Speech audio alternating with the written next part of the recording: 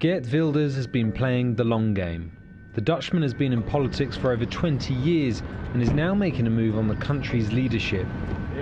With policies as shocking as his dyed blonde hair, he's riding the wave of populist and nationalistic sentiment felt on both sides of the Atlantic. This is our country, and I will not be silenced by no one. In 2016, Geert Wilders released his PVV party's manifesto.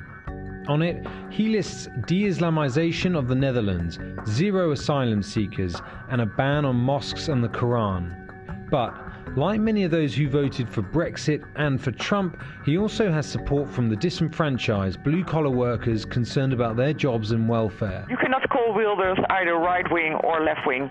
People call him far-right, but you could as well say he's also focusing on those who are less well-off or who've lost their jobs, and the elderly. That's Karina Roux.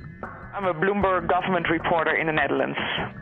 This is how an anti-Islam, anti-EU firebrand rose to threaten one of the most liberal countries in the world.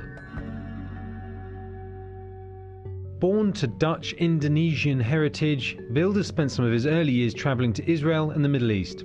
Entering politics in the 90s, he was elected to the City Council of Utrecht, living in a poor and predominantly Muslim neighbourhood where he claims he was robbed.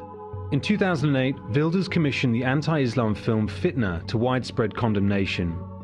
He became a target for death threats and receives round-the-clock police protection.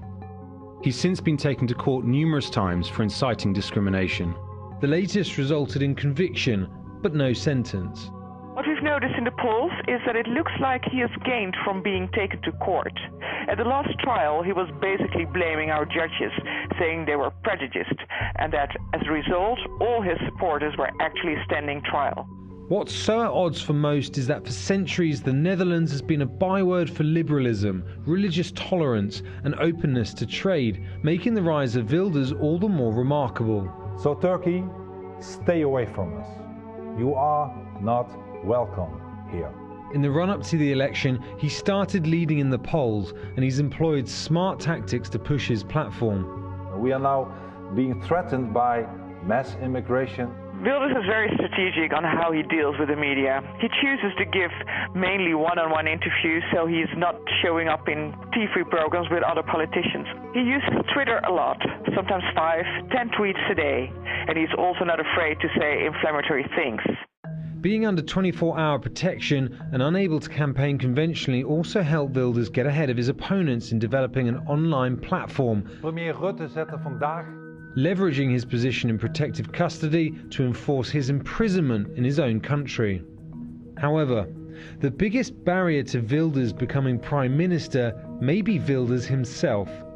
His single-minded style isn't really compatible in the Dutch political system, where 2 to 3 party coalition governments have become the norm since the Second World War. The majority of rivals have ruled out working with him, which makes his chances of becoming leader minimal. What you see is that other political parties, mainly the established parties, are taking over parts of Geert Wilders' opinions, especially when it comes to, for instance, immigration or Islam.